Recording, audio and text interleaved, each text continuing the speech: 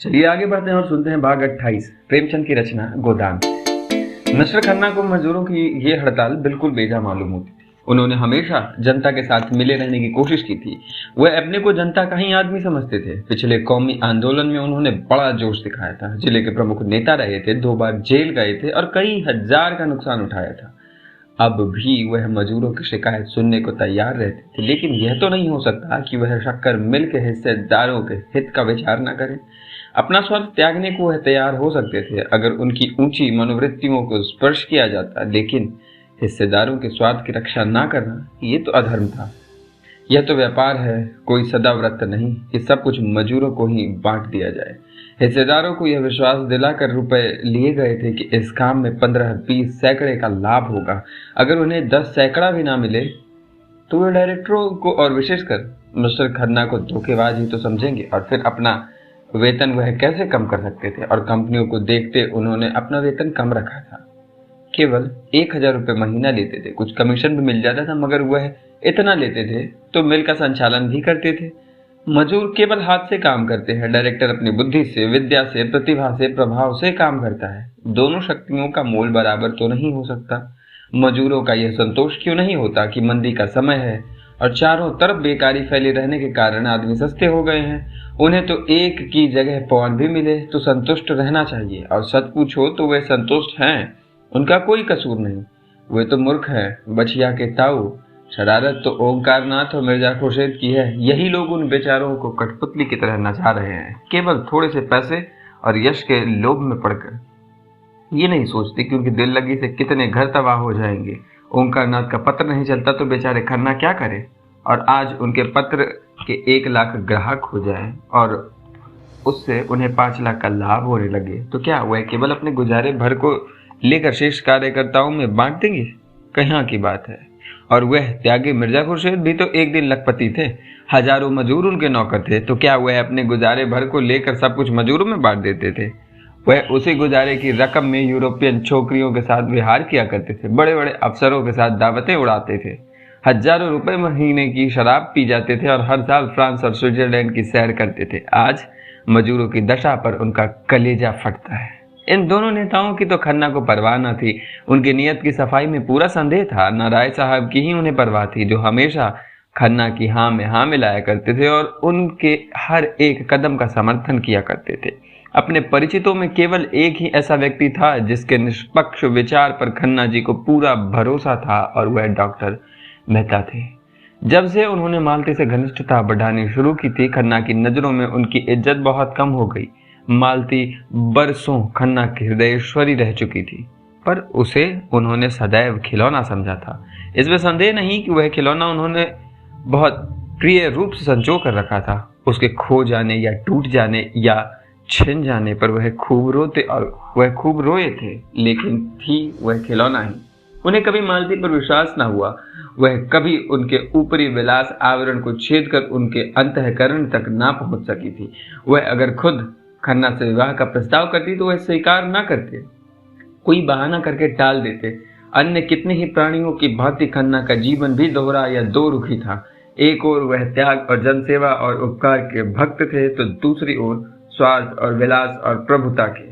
कौन उनका असली रुख था, ये कहना कठिन है। कदाचित उनकी आत्मा का उत्तम आधा सेवा और सहृदयता से बना था, मध्यम आधा स्वार्थ और विलास से। पर इस उत्तम और मध्यम में बराबर संघर्ष होता रहता था, और मध्यम ही अपने उदंडता और हट के कारण सौम्य और शांत उत्तम पर गाली बाता था। उसे मध्यम मालती की ओर झुकता था, उत्तम मेहता की ओर, लेकिन वह उत्तम अब मध्यम के साथ एक हो गया था। उनकी समझ में न आता था कि मेहता जैसा आदर्शवादी व्यक्ति मालती जैसी चंचल विलासिनी रमणी पर कैसे आसक्त हो गया।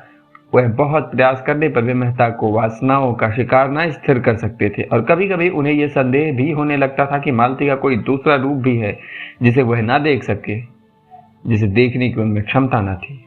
पक्ष और विपक्ष के सभी पहलुओं पर विचार करके उन्होंने यही नतीजा निकाला कि इस परिस्थिति में मेहता ही उन्हें प्रकाश दे सकते हैं। डॉक्टर मेहता को काम करने का नशा था। आधी रात को सोते थे और घड़ी रात रहे उठ जाते थे। कैसा भी काम हो, उसके लिए वह कहीं ना कहीं से समय निकाल लेते थे। हॉकी खेलना हो या यूनिवर्सिटी डिबेट, ग्राम संगठन हो या किसी शादी का नवेद, सभी कामों के लिए उनके पास लगन थी और समय था। वह पत्रों में लेख भी लिखते थे और कई साल से एक बृहद दर्शन ग्रंथ लिख रहे थे जो अब समाप्त होने वाला था। इस वक्त भी वह एक वैज्ञानिक खेल ही खेल रहे थे। अपने बगीचे में बैठे हुए पौधों पर विद्युत संचार क्रिया की परीक्षा कर रहे थे। उन्होंने हाल में एक विद्वान परिषद में यह सिद्ध किया था कि फसलें बिजली के जोर से बहुत थोड़े समय में पैदा की जा सकती हैं, उनकी पैदावार बढ़ाई जा सकती है और बेफसल की चीजें भी उपजाई जा सकती है। आजकल सवेरे के 2-3 घंटे वह इन्हीं परीक्षाओं में लगाया करते थे। मिस्टर खन्ना की कथा सुनकर उन्होंने कठोर मुद्रा से उनकी ओर देखकर कहा, क्या यह जरूरी था कि ड्यूटी लग जाने से मजदूरों का वेतन घटा दिया जाए? आपको सरकार से शिकायत करनी चाहिए थी। अगर सरकार ने नहीं सुना तो उसका दंड मजदूरों को क्यों दिया जाए? क्या आप विचार करते हैं कि मजदूरों को इतनी मजदूरी दी जाती है कि जिसमें चौथाई कम कर देने से मजदूरों को कष्ट नहीं होगा? आपके मजदूर बिलों में रहते हैं, गंदे बदबूदार बिलों में, जहां आप एक मिनट भी न रह जाए तो आपके कै हो जाए। कपड़े जो पहनते हैं उनसे आप अपने जूते भी ना पोंछेंगे। खाने को वो ऐसा खाते हैं वह आपका कुत्ता भी ना खाएगा। मैंने अपने और उनके जीवन में भाग लिया है। आप उनकी रोटियों को छीन कर अपने हिस्सेदारों का पेट भरना चाहते हैं? खन्ना ने अधीर होकर कहा, लेकिन हमारे सभी हिस्सेदार तो धनी नहीं है। कितनों ही ने तो अपना सर्वस्व इसे मिल को भेंट कर दिया है और इसके नफे के सिवा उनके जीवन का कोई आधार नहीं। मेहता ने इस भाव से जवाब दिया जैसे इस दलील का उनकी नजरों में कोई मूल्य ही नहीं। जो आदमी किसी व्यापार में हिस्सा लेता है वह इतना दरिद्र नहीं होता कि उसके नफे ही को जीवन का आधार समझे। हो सकता है कि नफा कम मिलने पर उसे अपना एक नौकर कम देना पड़े या उसके मक्खन और फलों का बिल कम हो जाए, लेकिन वह नंगा या भूखा न रहेगा। जो अपनी जान खपाते हैं उनका हक उन लोगों से ज्यादा है जो केवल रुपया लगाते हैं। यही बात पंडित ओंकार नाथ ने कही थी। मिर्जा खुर्शीद ने भी यही सलाह दी थी। यहाँ तक कि गोविंदी ने भी मजदूरों ही का पक्ष लिया था, पर खन्ना जी ने उन लोगों की परवाह न की। लेकिन मेहता के मुंह से वही बात सुनकर वे प्रभावित हो गए। ओंकार नाथ को वह स्वार्थी समझते थे, मिर्जा खुर्शीद को गैर जिम्मेदार और गोविंदी को अयोग्य। मेहता की बात में चरित्र, अध्ययन और सद्भाव की शक्ति थी। सहसा मेहता ने पूछा, आपने अपनी देवी जी से भी इस विषय में राय ली? खन्ना ने सकुचाते हुए कहा, हाँ पूछा था। उनकी क्या राय थी? वही जो आपकी है।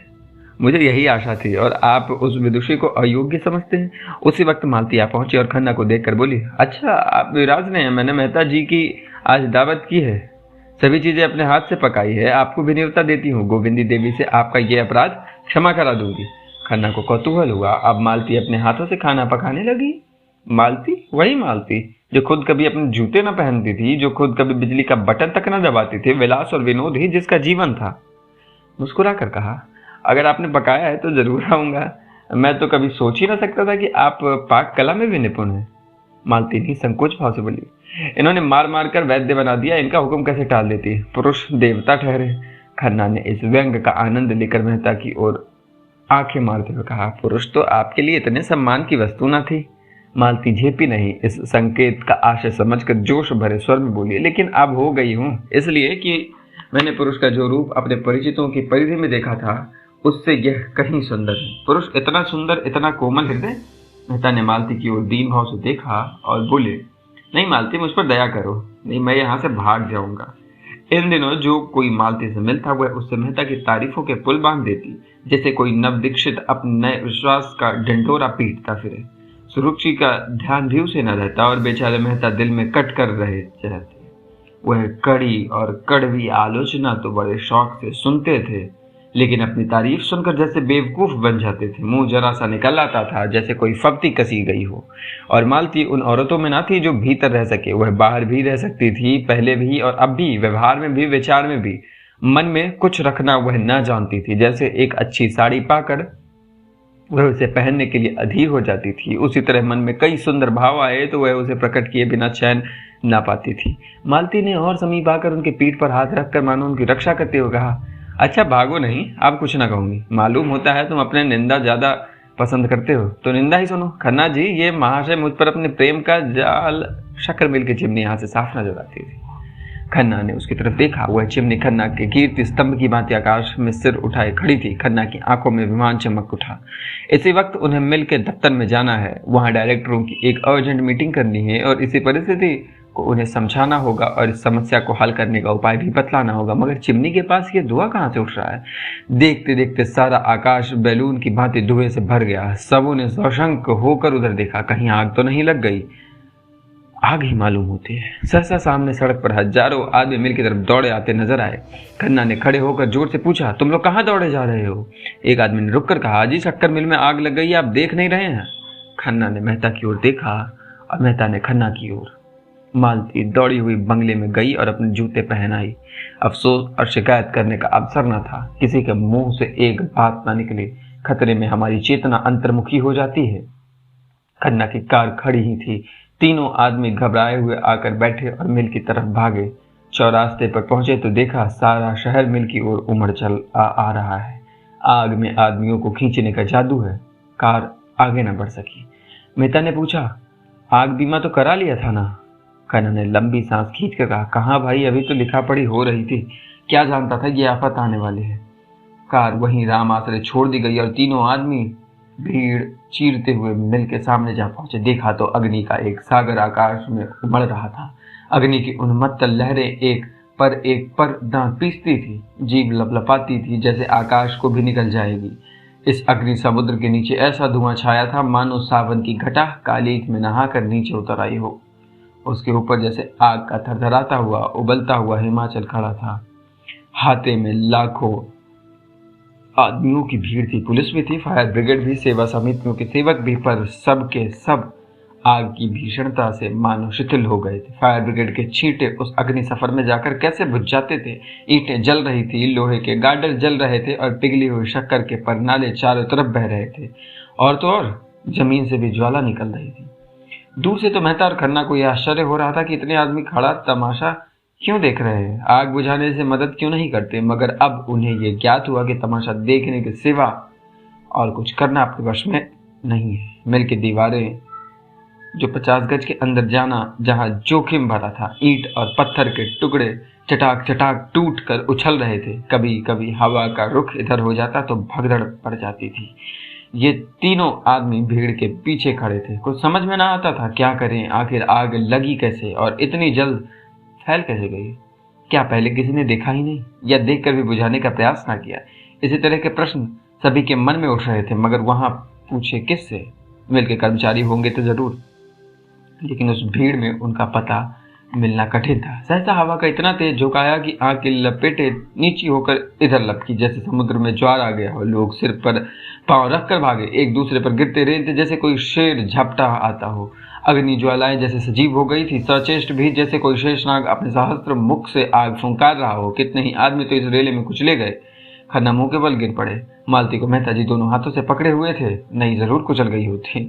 तीनों आदमी हाथे की दीवार के पास एक इमली के पेड़ के नीचे आकर रुके। खन्ना एक प्रकार की चेतना शून्य तन्मयता से मिल की चिमनी की ओर टकटकी लगाए खड़े थे। मेहता ने पूछा, आपको ज्यादा चोट तो नहीं आई? खन्ना ने कोई जवाब न दिया, उसी तरफ ताकते रहे।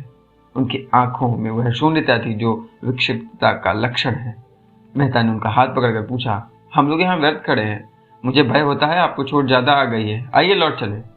खन्ना ने उनकी तरफ देखा और जैसे सनक कर बोले, जिनकी ये हरकत है उन्हें मैं खूब जानता हूँ। अगर उन्हें इसी से संतोष मिलता है तो भगवान उनका भला करे, मुझे कुछ परवाह नहीं, कुछ परवाह नहीं, कुछ परवाह नहीं। मैं आज चाहूँ तो ऐसी नई मिल खड़ी कर सकता हूँ। जी हाँ, बिल्कुल नई मिल खड़ी कर सकता हूँ। ये लोग मुझे क्या समझते हैं? मिल ने मुझे नहीं बनाया, मैंने मिल को बनाया और मैं फिर बना सकता हूँ। मगर जिनकी ये हरकत है उन्हें मैं खाक में मिला दूंगा। मुझे सब मालूम है, रत्ती रत्ती मालूम है। मेहता ने उनका चेहरा और उनकी चेष्टा देखी और घबरा कर बोले, चलिए आपको घर पहुंचा दूं, आपकी तबीयत अच्छी नहीं है। खन्ना ने कहा मार कर कहा, मेरी तबीयत अच्छी नहीं है इसलिए कि मिल जल गई? ऐसी मिले मैं चुटकियों में खोल सकता हूँ। मेरा नाम खन्ना है, चंद्र प्रकाश खन्ना। मैंने अपना सब कुछ इस मिल में लगा दिया। पहली मिल में हमने 20% नफा दिया। मैंने प्रोत्साहित होकर यह मिल खोली। इसमें आधे रुपए मेरे हैं। मैंने बैंक के 2 लाख इस मिल में लगा दिए। मैं 1 घंटा नहीं, आधा घंटा पहले ही 10 लाख का आदमी था। जी हाँ, 10, मगर इस वक्त फाके मस्त हूँ, नहीं दिवालिया हूँ। मुझे बैंक को 2 लाख देना है। जिस मकान में रहता हूँ वह अब मेरा नहीं, जिस बर्तन में खाता हूँ वह भी अब मेरा नहीं। बैंक से मैं निकाल दिया जाऊंगा। जिस खन्ना को देख कर लोग जलते थे वह खन्ना का अब धूल में मिल गया। समाज में अब मेरा कोई स्थान नहीं। मेरे मित्र मुझे अपने विश्वास का पात्र नहीं, दया का पात्र समझेंगे। मेरे शत्रु मुझसे जलेंगे नहीं, मुझ पर हंसेंगे। आप नहीं जानते मिस्टर मेहता, मैंने अपने सिद्धांतों की कितनी हत्या की है, कितनी रिश्वतें दी है, कितनी रिश्वतें ली हैं। किसानों की उख तौलने के लिए कैसे आदमी रखे हैं, कैसे नकली बाट रखे, क्या कीजिएगा। ये सब सुनकर लेकिन खन्ना अपनी ये दुर्दशा कराने के लिए क्यों जिंदा रहे। जो कुछ होना है वो हो। दुनिया जितनी चाहे हंसे, मित्र लोग जितना चाहे अफसोस करें, लोग जितनी गालियां देना चाहे दे। खन्ना अपनी आंखों से देखने और अपने कानों से सुनने के लिए जीता ना रहेगा। वह बेहया नहीं है, बेगैरत नहीं है। ये कहते कहते खन्ना दोनों हाथों से सिर पीट कर जोर जोर से रोने लगे।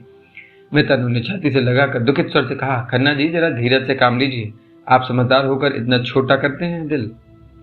दौलत से आदमी को जो सम्मान मिलता है वह उसका सम्मान नहीं, उसकी दौलत का सम्मान है। आप निर्धन रहकर मित्रों के विश्वास पात्र रह सकते हैं और शत्रुओं को भी, बल्कि तब कोई आपका शत्रु न रहेगा। आइए घर चले, जरा आराम कर लेने से आपका चित्त शांत हो जाए। खन्ना ने कोई जवाब न दिया। तीनों आदमी चौरास्ते पर आए। कार खड़ी थी। 10 मिनट में खन्ना की कोठी पर पहुंच गए। खन्ना ने उतरकर शांत स्वर में कहा, कार आप ले जाए, अब मुझे इसकी जरूरत नहीं। मालती और मेहता भी उतर पड़े। मालती ने कहा, तुम चलकर आराम से लेटो, हम बैठे गपशप करेंगे। घर जाने की तो ऐसी कोई जल्दी नहीं। खन्ना ने कृतज्ञता से उसकी ओर देखा और करुण कंठ से बोले, मुझसे जो अपराध हुए हैं उन्हें क्षमा कर देना मालती। तुम और मेहता, बस तुम्हारे सिवा संसार में मेरा कोई नहीं है। मुझे आशा है तुम मुझे अपने नजरों से ना गिराओगी। शायद 10-5 दिन में यह कोठी भी छोड़नी पड़े। किस्मत ने कैसा धोखा दिया। मेहता ने कहा, मैं आपसे सच कहता हूँ खन्ना जी, आप मेरी नजरों में आपकी जो इज्जत है वह कभी न थी। दोनों आदमी कमरे में दाखिल हुए। द्वार खुलने की आहट पाते ही गोविंदी भीतर से आकर बोली, क्या आप लोग वहीं से आ रहे हैं? महाराज तो बड़ी बुरी खबर लाया है। खन्ना के मन में ऐसा प्रबल ना रुकने वाला तूफानी आवेग उठा कि गोविंदी के चरणों पर गिर पड़े और उन्हें आंसुओं से धो दे। भारी गले से बोले, हाँ प्रिय, हम तबाह हो गए। उनकी निर्जीव निराश आहत आत्मा सांत्वना के लिए विकल हो रही थी। सच्ची स्नेह में डूबी हुई सांत्वना के लिए उस रोगी की भांति जो जीवन सूत्र क्षीण हो जाने पर भी वैद्य के मुख की ओर आशा भरी आंखों से ताक रहा हो। वही गोविंदी जिस पर उन्होंने हमेशा जुल्म किया, जिसका हमेशा अपमान किया, जिससे हमेशा बेवफाई की, जिसे सदैव जीवन का भार समझा, जिसके मृत्यु की सदैव कामना करते रहे, वही इस समय जैसे अंचल में आशीर्वाद और मंगल और अभय के लिए उन पर वार रही है।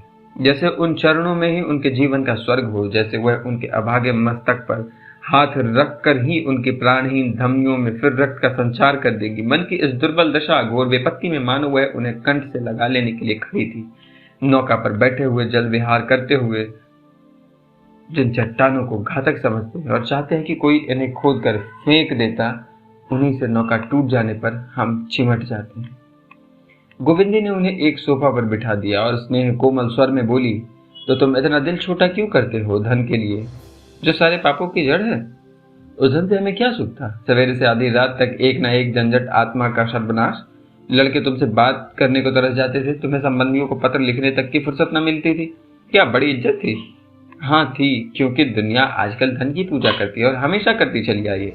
उसे तुमसे कोई प्रयोजन न था। जब तक तुम्हारे पास लक्ष्मी है, तुम्हारे सामने पूंछ हिलाएगी, कल उतनी भक्ति से दूसरों के द्वार पर सिजदे करेगी, तुम्हारी तरफ ताकेगी भी नहीं। सत्पुरुष धन के आगे सिर नहीं झुकाते, वह देखते हैं तुम क्या हो। अगर तुम में सच्चाई है, न्याय है, त्याग है, पुरुषार्थ है, तो वे तुम्हारी पूजा करेंगे। नहीं, तुम्हें समाज का लुटेरा समझकर मुंह फेर लेंगे, बल्कि तुम्हारे दुश्मन हो जाएंगे। मैं गलत तो नहीं कहते मेहता जी? मेहता ने मानो स्वर्ग स्वप्न से चौंक कर कहा, गलत? आप वही कह रहे हैं जो संसार के महान पुरुषों ने जीवन का तात्विक अनुभव करने के बाद कहा। जीवन का सच्चा आधार यही है। गोविंदी ने मेहता को संबोधित कर कहा, धनी कौन होता है इसका कोई विचार नहीं करता, वही जो अपने कौशल से दूसरों को बेवकूफ बना सकता है। खन्ना ने बात काट कर कहा, नहीं गोविंदी, धन कमाने के लिए अपने में संस्कार चाहिए। केवल कौशल से धन नहीं मिलता, इसके लिए भी त्याग और तपस्या करनी पड़ती है। शायद इतनी साधना में ईश्वर भी मिल जाए। हमारी सारी आत्मिक और बौद्धिक और शारीरिक शक्तियों के सामंजस्य का नाम धन है। गोविंदी ने विपक्षी न बनकर मध्यस्थ भाव से कहा, मैं मानती हूं कि धन के लिए थोड़ी तपस्या नहीं करनी पड़ती, लेकिन फिर भी हमने उसे जीवन में जितने महत्व की वस्तु समझ रखा है उतना महत्व उसमें नहीं है। मैं तो खुश हूं कि तुम्हारे सिर से ये बोझ टला। अब तुम्हारे लड़के आदमी होंगे, स्वार्थ और अभिमान के पुतले नहीं।